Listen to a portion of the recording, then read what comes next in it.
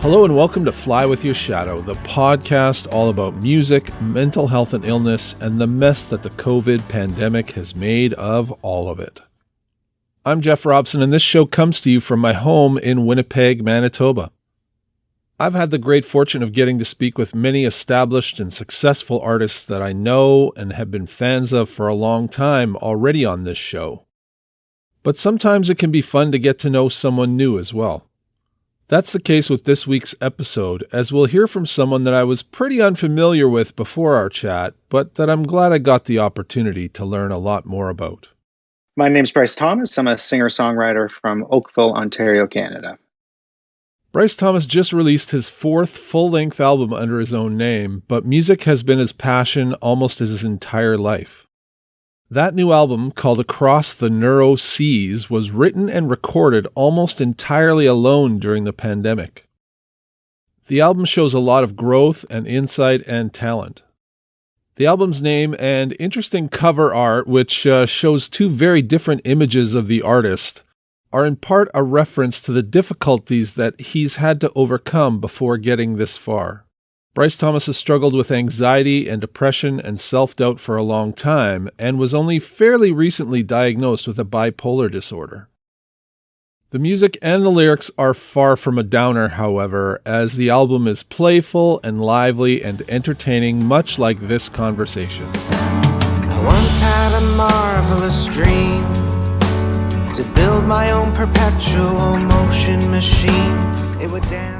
I would imagine that a lot of people like myself are kind of new to your music, new to your name. What can you tell us a bit about your history? You know, like on Netflix where they give you the season recap from the last season before you start the new season? That's what we need here, a little bit of. Yeah, we'd probably have to go back 10 seasons or so, really. I would consider myself a Netflix show that you find and then realize it's quietly been... it's been on that long? Yeah, it's been on for quite a while. I've been a lifelong musician. Started at young age, 6 years old. Had my first band in grade 3. So music has always been a part of who I am and my passion. Throughout my teens as well, being in various bands and whatnot, started kind of recording with a 4-track recorder songs I was writing in my early teens. Started with piano when I was little, and then like most guys, picked up the guitar as a teenager. And but was always had a very good ear, so I've picked up a lot of instruments over that time. I played a lot of instruments, and throughout my 20s was in a number of bands as well. In the Toronto area, once I moved to Toronto after university, and used to run a songwriters workshop in a small venue in Toronto called Holy Joe's during the late 90s, which was always great, and really styled it along more of a true kind of songwriter circle workshop. So not so much an open stage as it is people could play a couple songs and ask for feedback and all that sort of stuff. So it was a really great thing. And then in 2000, I got married and we left Canada for 2 years and just traveled all over the place. Got married again in Italy, our second wedding for the Catholic side of the family. And we were living in Greece and in Egypt, down into New Zealand for about a year, Thailand for a few months. So we were all over the place for a couple of years until kind of that urge to kind of set down some roots brought us back to Canada. Would have stayed in New Zealand, quite honestly. That is like Canada done right. It's the perfect size, same kind of culture and community. Dual bilingual and with the Maori, but done right, where they're actually part of government. News is in both official languages. You can get from the beach surfing to mountain skiing in the south all within half an hour. So. Wear bare feet in the grocery stores. At least you could back in in the early 2000s. You could wear bare feet in the grocery store. No, everybody was chill and nobody really fussed about things. But all our family are here, and it's a very long plane ride. And I also felt, although I was, kind of writing songs as we were traveling around in a van, and my wife is also musical and plays guitar and occasionally writes a song or two, just kind of itching to get back. And part of that also is this is where my kind of musical roots are in the Toronto area.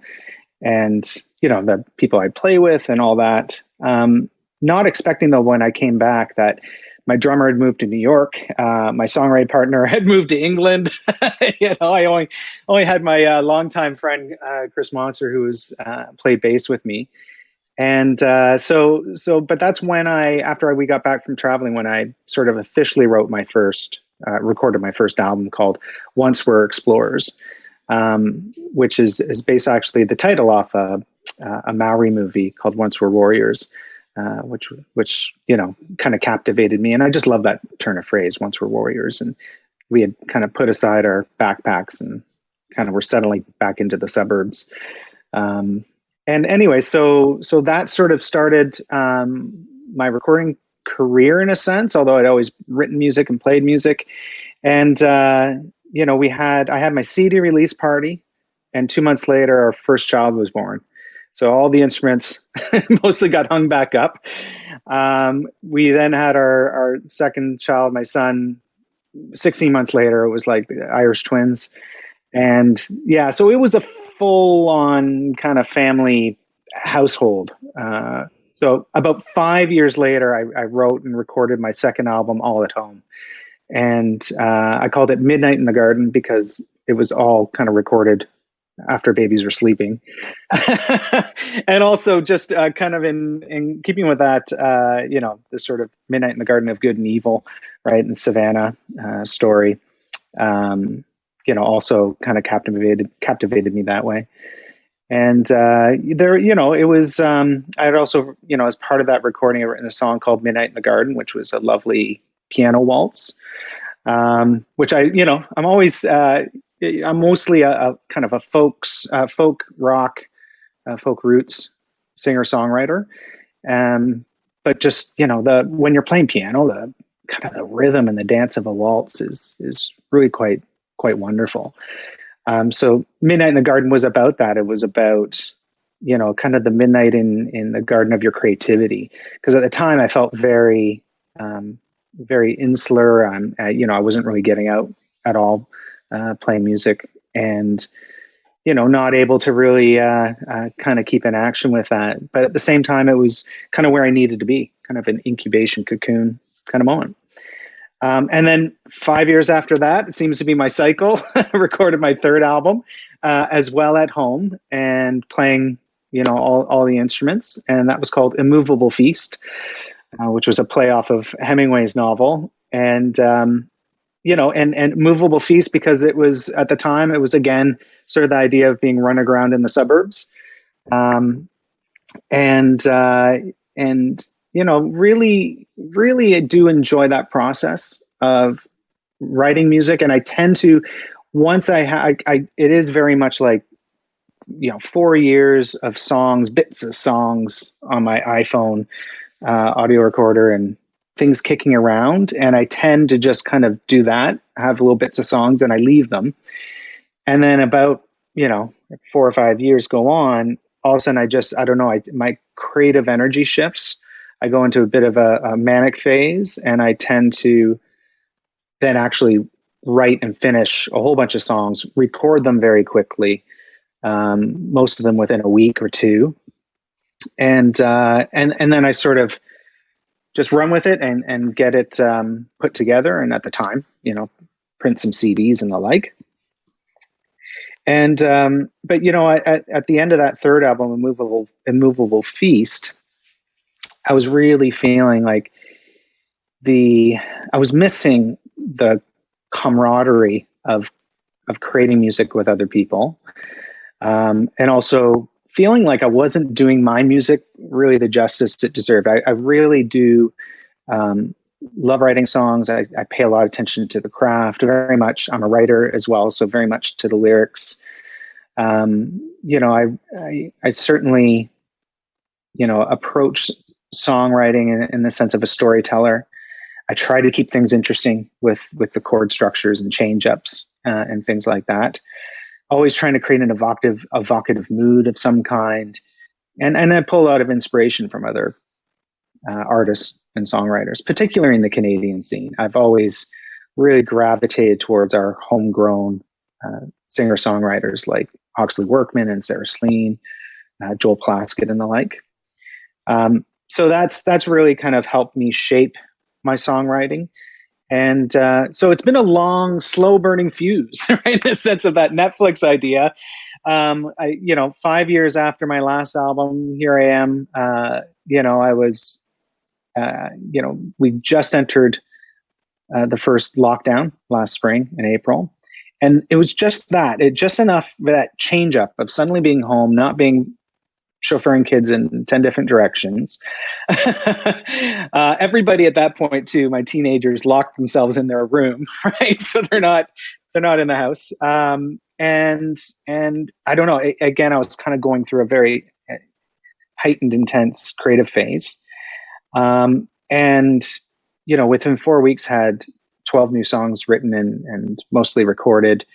And I was looking at this album and thinking, this is really something that I was really enjoying and loving the sound of.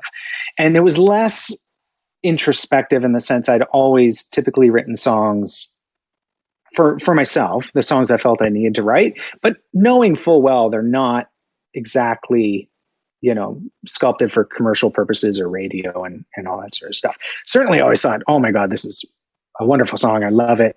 Should be on the radio, should be on CBC Music or something. But hey, it's 4.5 minutes long. And if I was really serious about this, it would be 3 minutes and that sort of thing.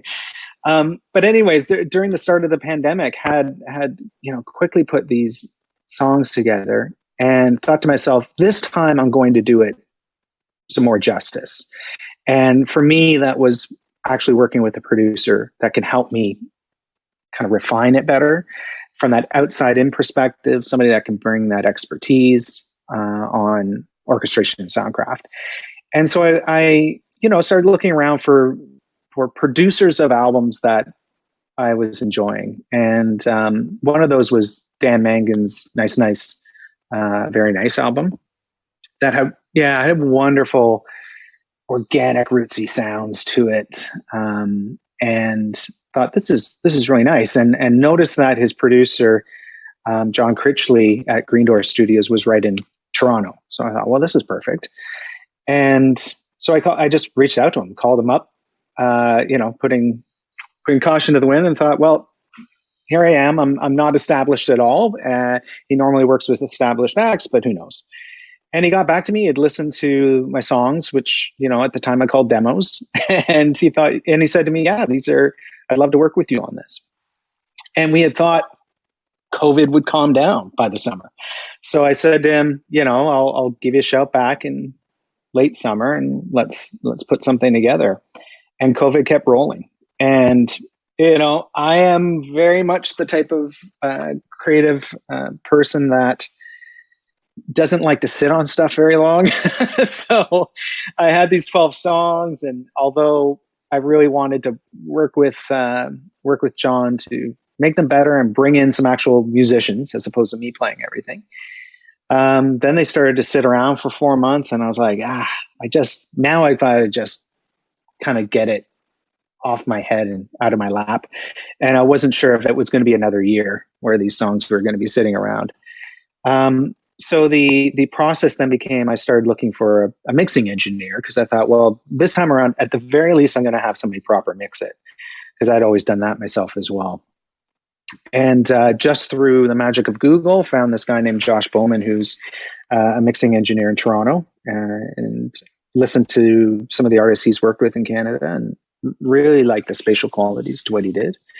Reached out to him, and he said, yeah, I'd love to mix this for you. And it became this real kind of moment of serendipity. He had heard my songs, hadn't realized at first that I had recorded all the drums using Logic Pro's automated drummer feature, drummer X. But I'm very good at kind of creating nuances with it. I'd gotten better over the years. And once I told him, yeah, it's all pre-programmed, he said, well, then maybe we should get a real drummer on these. And he put me in touch with Marito Marquez, who's a really fabulous session drummer, but a Latin drummer. He's originally from Portugal. But he has a home studio, could record everything remotely. He took all my tracks and recorded to them, and really brought just wonderful flavor to it, wonderful kind of nuances on the hi-hats and toms and everything, and kind of took it up a level.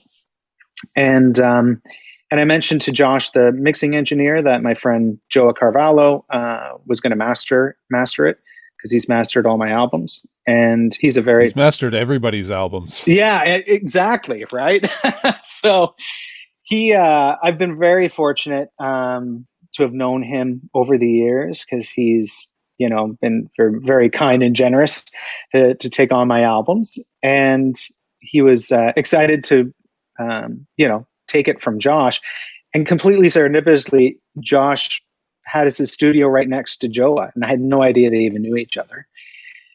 And then when I was speaking with Marito, the drummer, and I said, yeah, I'm going to have my friend Joa master it. He says, I'm best friends with Joa. So it was this wonderful little all in the family moment on this album. And so it was nice. I felt, that moment where it can be so isolating and insular as a songwriter to not just write the songs by yourself, but to perform it, record it.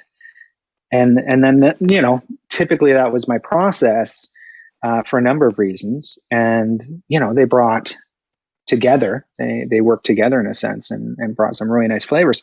Marito works with a number of brass musicians. So I'd mentioned to him, I kind of heard some brass on some of it, some of the songs. And that was the one thing I was kind of lacking. I played trumpet on one of my songs, but the others needed proper trombone and tuba and trumpet and, all that sort of stuff.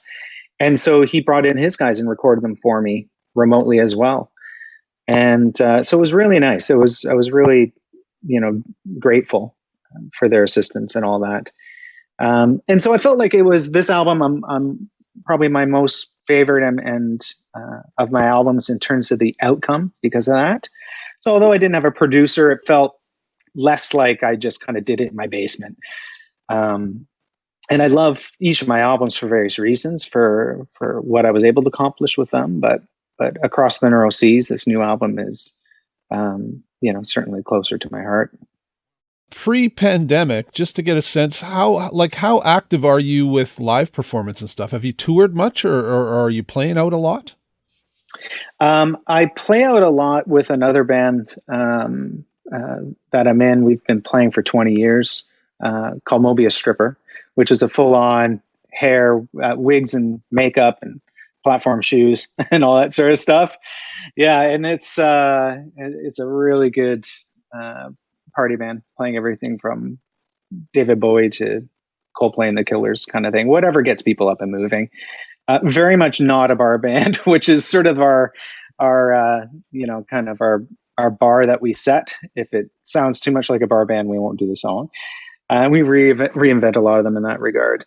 But that's kept me active. It's kept me, gigging a number of times a year. But for myself, with my own personal stuff, it's been fewer and far between.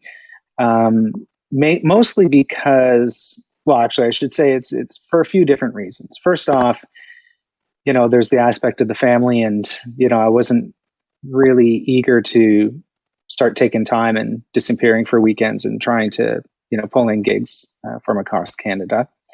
Also, part of it is because I've always had quite a lot of, I could say, anxiety around going places. I am a lover of being on stage. It is my preferred place to be on a stage performing. I absolutely hate being in an audience. So even at shows, I'm like, get me up on that stage. I would love to be on that stage playing with this person right now. So once I'm at a venue, I'm great. I love it. It comes very naturally to me. Just the banter and interacting with an audience, right? Connecting them with music, all that sort of stuff. And, but it's hard for me to get places. And, it's also one of those things that, I was raised to, have a day job, go to university. Music is the thing, my parents recognize as something that, I'm very gifted and talented at. And, they really love hearing my albums. But they're kind of the undertone was it's not a real job. What you do for a living. Yeah. And I do have a family to support and all that sort of stuff. So, I've been fortunate on the one hand that unlike full-time professional musical artists in Canada, I have been able to have a day job where there's that security and I can create my music without really worrying about that. But at the same time, very much, I'm getting on late 40s, feeling like I've just been underserving my talent and I've really kind of missed out. And, at the same time, although that's certainly why I've been trying to approach the new album, Cross the Neuro Seas, a bit differently, working with Jason Schneider for PR, looking to connect with people such as yourself and talk with other people in the industry. I had a great chat with Andy Mays from Skydiggers the other week. He had listened to the album. We were just chatting about the music industry in general. Managed to get Danny Michel to listen to one of my tracks, and got a bit of feedback there. And, so it's, I'm kind of trying to, through various connections, try and reach out and get some feedback and input from, Canadian artists that are certainly established, which, that's what I realized I've been missing, less about, how the songs hit with family and friends and people I don't know, more about, kind of feeling like I've always wanted to be part of the larger Canadian music scene. But for one reason or another, I've just kind of been, quietly toiling away on my own. I consider myself, Canada's most famous unknown singer-songwriters. So, and there's been various reasons, I really was starting to pick up steam in the late 90s with one of my songwriting partners, Pete O'Neill.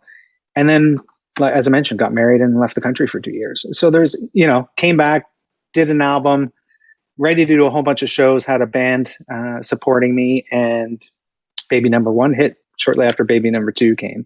So there's always been kind of these life events that have kept kind of nudging me along the path I've been on. But now the kids are older, and that kind of itch to get out and play live hit right as COVID hit. So here I am. Yep, new album. And, on the one hand, good for me. I don't have to actually go anywhere to play a show. I can just do it online. But I'm also, that's a tough go for any artist to try and, expand your fan base when you have to do it through social media channels, which everybody's crowding into these days. So I find myself almost humorously, looking at going, well, might have to wait for my fifth album to really kind of get out there.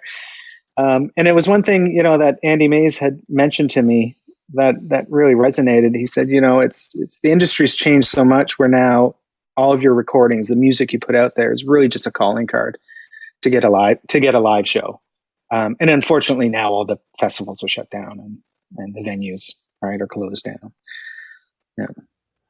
But obviously having that great music will help once you're able to get out there. So it sounds like the plan is to like would you like to start doing some touring and stuff like that and playing out more under your own name, obviously? Yeah, absolutely. I've really looked at, in particular, festivals as places that I would love to get some stage time, which is a lofty goal to a certain extent. But even the Rib Fest and local Sound of Music festivals and things like that, because of that being more part of the community, I've played a lot of, Toronto venues, especially in the late 90s when there were a lot of them, Say What's and Cameron House and Rivoli and all those kind of places. But they, again, are places where you can get some off the street traffic, but the venue's looking for you to bring in people, right? That was the business. And so it was hard to play enough shows unless somebody's calling up and saying, hey, would you play with me on this stage for a night or open up for me, so you can kind of gang some audiences together. Otherwise, you're tapping into the same pool all the time. So without the, being very practical, I'm kind of I'm a business owner myself and a writer and creative director and things like that. I understand how business works. I understand what it means to be a working musician in Canada. So I have no illusions about that. And realizing, unless I, I'm ready to put some effort into it in terms of touring and, working with a booking agent, things like that, and trying to connect with other artists to, share stages and stuff like that. I'm really much more of a, without doing that, I just end up in that sort of weekend warrior kind of zone, which isn't as, attractive to me. So for me, and to answer your question, I guess more succinctly, certainly, some of the more community-based performance events, would really interest me. I would love to see more of Canada. I've seen a lot of places except for Canada.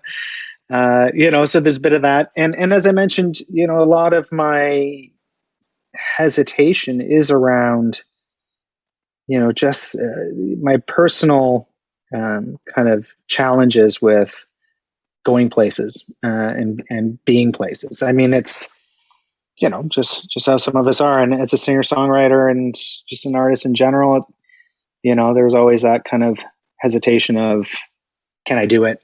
Am I good? Am I good enough? Not knowing how other people do it, right? Which is why I've been trying to reach out to, some of the established artists to kind of get a better sense of that. It's always been a bit of a mystery to me. I've kind of dreamed of doing it, not really understood, how do you get, I see other artists and go, how did they get that gig? How are they getting on that show and all that? And at the same time, knowing you just got to put a foot forward, right? And as you start to move, things open up for you. You spoke a bit about the challenges, and that's a lot of why I do this show. I think there's great value in sharing our experiences with the struggles that we've had in life. The show is called Fly With Your Shadow. It's kind of like, taking the dark parts of ourselves and making something of ourselves in spite of that, not letting it hold us back, but, carrying that along with us. And we've heard some amazing stories on this show of musicians who are doing, they're successful and dealing with a mental illness at the same time. And it sounds like you're kind of in the same boat. Oh, absolutely. I was undiagnosed for depression and anxiety most of my life. As a teen, had a lot of issues with suicidal thoughts and things like that. Music, as a result, was kind of my go-to place where things were safer, and went into a lot of my music at the time too. The type of songwriting I was doing, listened to a lot of A Cure at the time, which probably didn't help. But and it was as well a cycle, and I've tried to figure it out over the years, because I would go through these kind of hard to anticipate cycles of depression and all the like heavy self-criticism and rumination right through my 20s and 30s, and that would hold me back as well as a musician and whatnot. It's sort of like that act of creating something, putting some songs together, putting your personal energy into it. Once I get it out there, I feel so spent. And of course, it doesn't help that, I've worked in so much isolation And then when I put it out there, it's all the self-doubts. I hear all the imperfections. Certainly hear all the imperfections. This could have been so much better. I should have collaborated with somebody, even though I find it hard to do. And it really wasn't until a couple years ago, my oldest, my daughter, was diagnosed with depression, ADHD, anxiety disorder, all that sort of stuff. And that was a real eye opener for me, because all the assessments we had to do as parents for her, and her own assessments, I was looking at these going, damn, this is me. Like, I was checking all the boxes. And seeing her as a teen, she was coming into her, being 16, and seeing so much of myself in her. And then looking back and going, Jesus, like, had I, been made aware of that this wasn't really normal, and that there was ways to, there were strategies I could use, medicines I could use. And it wasn't until she was assessed and we were in some family counseling to help support her that, the counselor at the time had asked us, what we're like. And I started talking about my own challenges, and she had said, have you ever been assessed? Because depression, irritability, which is common for men, these cycles of really dark places and, really stalling out on motivation, those kind of things. And so I got assessed, and, the depression was identified, which wasn't surprising. But I came out the end, and the actual assessment was bipolar, which really surprised me, because I hadn't really seen the manic sides of my kind of mental cycle as being something that was holding me back, because that was sort of every 5 years where I would suddenly get this creative surge, and it would happen more, it'd happen almost quarterly or annually to a certain extent, but those real highs where I wouldn't sleep much, and I was just really kind of locked into this creative phase where I just had to do it. I had to create, I had to get the stuff out. And if it wasn't making music, it was building something, building a playhouse for my daughter, doing all sorts of stuff. I hadn't recognized that as the other half of the depression coin. And, I'm a Gemini. So I also saw it as just that sort of duality of being a Gemini, which I always just thought was that part of my identity. And so that was a bit of an eye opener. And also, as a result, it was the question of, well, there's medicines that you can try for that, to try and bring up the lows and bring down the highs a bit. And, my psychiatrist, was trying to be careful as well that we weren't knocking down the highs too much, because I do creative things for a living, and I certainly don't want to lose my songwriting edge. So, and that was just, a year and a half ago, and started on Cipralex, citalopram, for the depression side of things. And within 2 weeks, it was like night and day difference. My wife could say to me, hey, we need to return this item to the store. And I'd be like, okay, I'll go. Whereas forget about it beforehand. The stress of that, the thought of having to drive to the store, go to the mall, talk to somebody, have a potentially difficult conversation, although they weren't, in my mind they were. Even work-wise, living in Oakville, we're about just a half-hour GO train from Toronto. Most of my clients are in Toronto, and the people I work with. But for me to get to the GO train and get on it and go downtown, that was a very stressful thing. My best day was having a meeting canceled. Having mentally prepared to go somewhere and then not have to go somewhere. But the medicine really made a difference. My anxiety lifted really quickly. And I found myself as well, like for the first time, really going, man, I want to play out. I don't even care where it is. I started looking at venues and I signed up. I got a profile on Sidor, which is Dan Mangan's online booking, kind of tool, and started looking at that, feeling like at the same time I was kind of coinciding with me starting to put new music together. So I was kind of, kind of sitting on both sides of things, of wanting to first write some more music and also wanting to get out. And then, I'm, like I'm sure a lot of artists that struggle with their mental health, I, was finding after about 6 months that the medication wasn't working as well as it had off the top.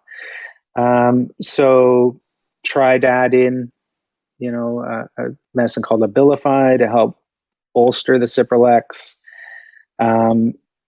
Found that this is where, the pandemic, I was on it about 6 months and the pandemic started. Things had changed so much. I really, was hitting a manic phase at that time and able to recognize that for the first time in my life for what it was. And so my, psychiatrist was a little bit concerned that maybe the Cipralex was, kind of making me feel a bit flat in terms of bringing up the depression, but kind of elevating my manic side. So started to, talk about other options and transition to a different psychiatrist in the fall. And she started me on a new medication that's supposed to work well for people with bipolar. That's actually an anti-seizure medication for epilepsy.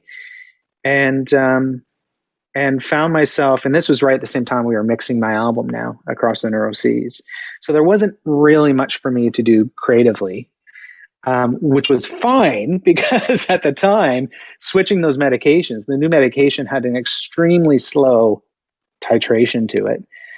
It had to be scaled up over 2 months. And the Cipralex quickly went out of my system within 2 weeks. And then I found myself right at Christmas time, right as the stay-at-home order was happening, right as my album was finishing up mixing and going to mastering, and left completely back to how I was without any, kind of pharmaceutical support. So it was really tough over the holidays, and we had a lot of issues with my daughter in particular, who was also kind of, we were really struggling to support her, and the medicine was okay for her, but not great. We've come to realize that she's probably borderline personality disorder more than she is anything else. And, whether or not that's more me than bipolar, that's also still a question mark. So I realized that, as we were heading into the new year, I was gearing up for the album to be launched and talking to Jason about PR. And at the time, in the last couple of months, I've been just kind of closing my eyes and trying to push it forward, trying to push the album forward. And, it's starting to lose my confidence in how great the album was. Starting to lose my understanding of what I was trying to do with it, which was probably the most disheartening thing. Because at the time last spring, when I wrote the songs, I was, I saw so much potential in them. I really wanted to share them immediately, but couldn't get out, couldn't get out to play. And then now I'm it's finally ready. Things have kind of relaxed a bit. A lot of people were doing virtual shows. So I thought, wow, this is, what a great moment, actually. I could do a virtual show and kind of do it that way. And then all of a sudden losing that confidence, losing that, kind of focus in my direction and what I was trying to do. And also feeling like, again, I was more of an imposter really when it came to the music scene and being a singer-songwriter, that all of these fabulous Canadian artists who are now absolutely struggling to make ends meet. It's one of those things where I don't know if it's so much, me recognizing things as they are for myself, or really always being passionate about our Canadian music scene and thinking the last thing we need is someone like me taking up air. Here are all these musicians that rely on this of all types, right? Like, not just the really well-known musicians, obviously. There's a lot of wonderful talent that are out there. They're trying very hard to make a living at it, to support themselves, to get out there. And I have a day job. So, what right do I have to kind of crowd the space up even more? So there was that part of it, Yeah, it's kind of funny. It sounds like earlier on, before the pandemic, you probably looked up to the people who were making music all the time and saying, I wish I could be them. And I bet that some of them are right now going, man, I wish it could be you with a stable job during all this and still be able to make music. Yeah, that's probably very true. That's a good observation. Yeah, and it's I've always been of two minds. Partly I think the Gemini qualities, maybe because I'm bipolar. Certainly because I consider myself somebody that can kind of sit in somebody else's place and walk in their shoes. As a creative person, I can really envision those kind of things, and recognize the fact that at the end of the day, it doesn't matter. Like I have a need to create, I have a drive to create. I really do love sharing it out with people. Have the typical, what I would think are typical kind of reservations and insecurities around what people will think of it. I think for what a lot of artists are probably facing these days in terms of you put something out there and it enters the fray of the noise of social media, and not just artists, musical artists, every kind of artist, anybody who's, we're in this age of self-promotion. So Instagram is crowded with people trying to get your attention to hear their stuff, buy their stuff, all that sort of thing. So I find myself, looking at having this album out there and, hoping for, the attention I would love for it to have, wanting it, in that sort of aspirational sense, as you mentioned, that sort of, why can't I be doing what they're doing? Feeling confident in my skills to be able to do that, but at the same time, not being on the radar, and being practical, but saying, well, why would I be on the radar? I'm not out there. And I've always figured, what, I'm not a touring artist. It's not my life, my livelihood, I should say. So I should manage my expectations in that regard. So it's that push and pull, certainly.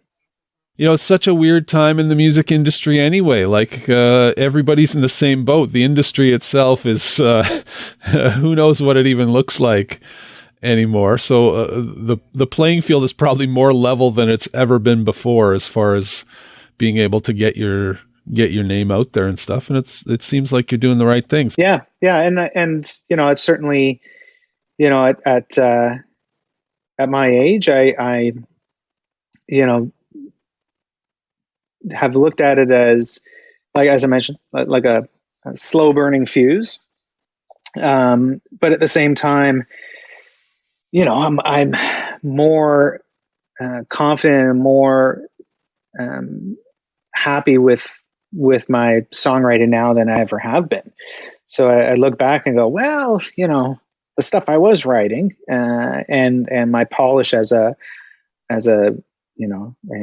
actual musician and stage performer back when I was in my 20s, could have been, I feel I'm in a much better place than I am now, and certainly more confident than I've ever been in terms of personally believing that my music can stand up, that it can connect. It's the type of stuff that I truly believe can connect with the listening audience that in Canada, I think we've been very fortunate to have, which is the type of audience that appreciates songcraft. Whereas, in other markets, it can tend to be, more the mainstream EDM pop pop kind of stuff. So there's that, and yeah, I am excited by the kind of leveling of the playing field as you describe it, which is a very apt description. And I am looking forward to the day things do open up, so I can certainly start playing out more. Very much an aspiration to actually get out to different places in Canada to perform as well.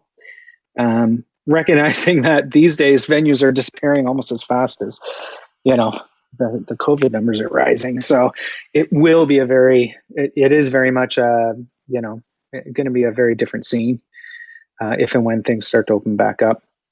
Can you tell me a bit about the name of the record, Across the Neuro Seas, and the cover especially? It's got, I don't know whether it's a deliberate kind of Dr. Jekyll and Mr. Hyde thing going on there, but two very different pictures. Does that all relate to the bipolar diagnosis or what? It does actually. Yeah.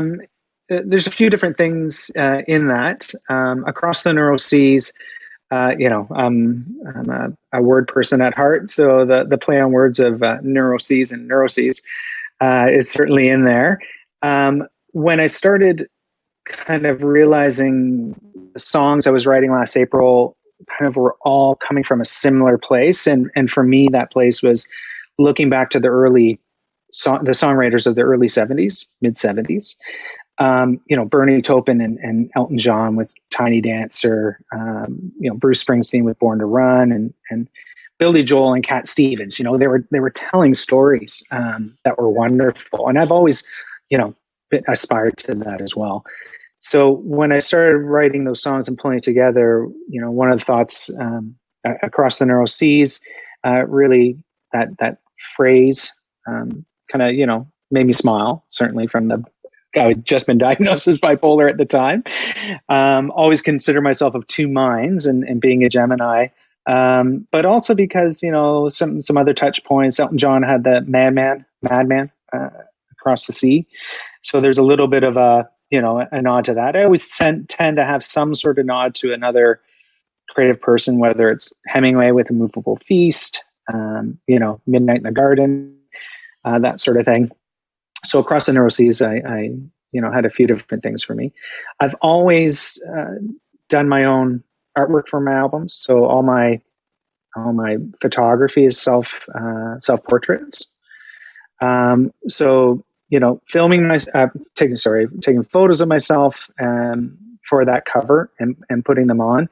I had a couple different ones, and I thought, well, this is really, speaks to me in terms of that kind of bipolar aspect, and so there's certainly that, and a few other kind of creative touch points in that, and Across the Neuro Seas, it's the songs themselves, opening with Perpetual Motion Machines, which is sort of a nod to parenthood and kind of where life takes you. It opens up of, once had a marvelous dream to build my own perpetual motion machine, and it really is about that sort of thinking you would have this thing you were going to create, similar to like a music career, and then realizing, although you didn't end up there, you did at the same time. So this idea of creating a perpetual motion machine, and then realizing you did. They're your kids running around and really, absorbing all that creative energy. And then there were other, throughout the arc of that of the album. Songs like Young Lovers, which is really of, almost picking up the mantle of a Born to Run, and kind of playing with this idea of, a young couple in this day and age, and, kind of the kind of the fates and the kind of burning out, as opposed to fading away. But a lot of them were just stories. They're not so much autobiographical necessarily, like Perpetual Motion Machines, but places you can go. And I think, as somebody who's fought with rumination and depression and whatnot for most of my life, there's always been a healthy dose of imagining you're someone else, you're somewhere else. So for me, that kind of informs a lot of my songwriting. I in a song like Summer Nights in the Summertime, it's a story about somebody who just gets in their car and starts driving and ends up on the coast of Canada, Atlantic Canada, and has someone back home who's just patiently waiting for them to kind of get it out of their system and come home. So there's songs like that, and songs like Till the End of Time, which I really, am happy with as well, because it's just, again, this story of this kind of free-spirited young woman who, doesn't want to become part of the typical kind of expectations of what you're supposed to be and do. And the person who, it's pulled into their gravity and into their orbit. So there's kind of like her story, but in the chorus, this individual who just can't help but love her as a result. So these kind of stories that all kind of are about love and relationships and all that sort of stuff. And then, the odd autobiographical one, the song that's called Getting Lost in Paris, which was a, kind of a reflection on the last trip my wife and I took a couple of years ago to Paris. And, just that experience of being there with her and us kind of wandering around that old city. So the Across the Neuro Seas really, is about that journey, to a certain sense, journey to not knowing where, and also that traveling back and forth between the different sides of yourself.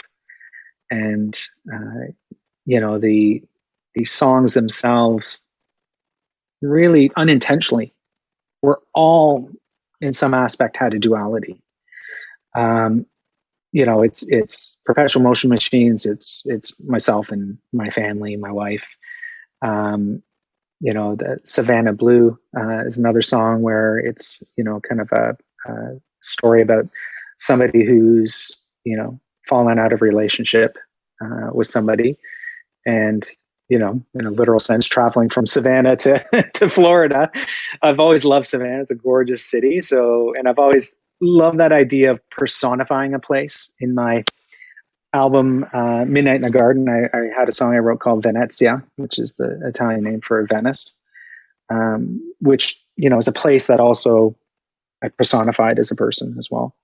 So Savannah Blue kind of picks up on that. And then the album Across the Neuro Seas ends with a song called We Shall Be Bound, which was very much an intentionally written piano ballad reflecting on the COVID in the now, which I know is a very kind of popular thing for songwriters these days. But We Shall Be Bound, it's the lyrics and the piano progression and structure. Again, I was really kind of pulling inspiration from, old Jackson Browne, like the Loadout.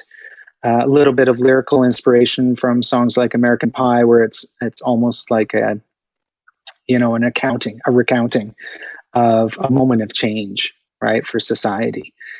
And so it is this idea that, like in the chorus, the kings and queens are all leaving, and the jesters now wear the crown, right, which is reflection on Prince Harry and Meghan leaving the royal family, Barack Obama, right, leaving office, and then you have the Boris Johnsons and the Donald Trumps, kind of wearing the crown.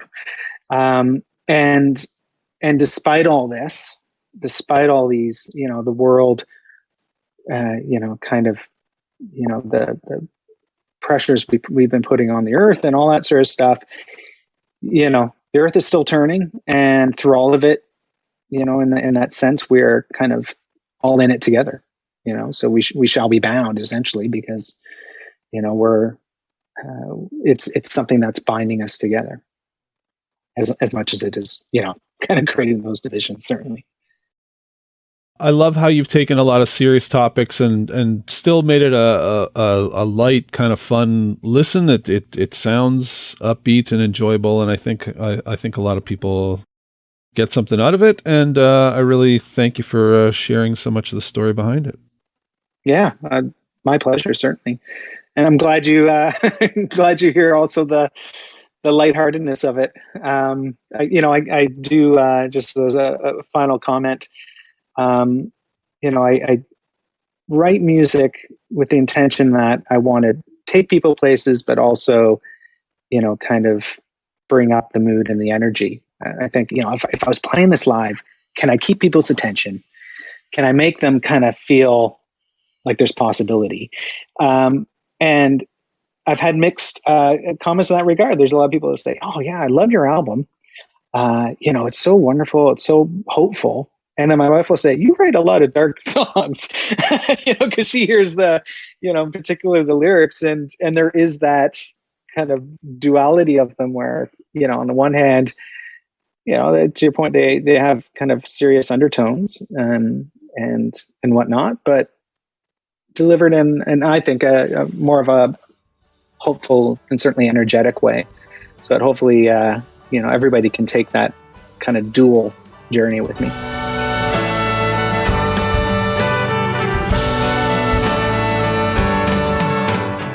I hope you enjoyed getting to know a lot more about Bryce Thomas. You can find his music and find out more about him at brycethomas.com. His albums are also available digitally at brycethomas.bandcamp.com. You can find out more about this show, as well as hear past episodes and find mental health resources and more at flywithyourshadow.com. I really welcome and appreciate any feedback or suggestions or questions that you might have. You can get in touch with me anytime at flywithyourshadow@gmail.com. As always, I would really appreciate any help you can provide spreading the word about the show. If you could take a moment to tell a friend, family member, or coworker about this show, it would sure help a lot. My goal is to get the show out to as many people as possible, and I could really use your help spreading the word. Friends, next week I'll release episode 13, and we're going to prove that sometimes 13 is a really lucky number, because I've got a conversation lined up for you that's probably the most personal, powerful, and interesting talk I've had so far, and that's saying a lot. I'm really excited about that one, and I know you'll be blown away by what my guest has to say. Watch for that new episode on April 23rd. New episodes are always available first at flywithyourshadow.com, and you can subscribe right on the front page and have the information and links emailed to you directly the moment the show premieres. Of course, you can also subscribe on Spotify, Apple Podcasts, Google Podcasts, and just about everywhere you can find podcasts, but that sometimes takes a little longer. Thanks for spending some time with me and Bryce Thomas today. I really hope you'll come back again next week. Until then, be good to yourselves and others, and have a great week. I'm Jeff Robson, and this has been Fly With Your Shadow. I once had a marvelous dream.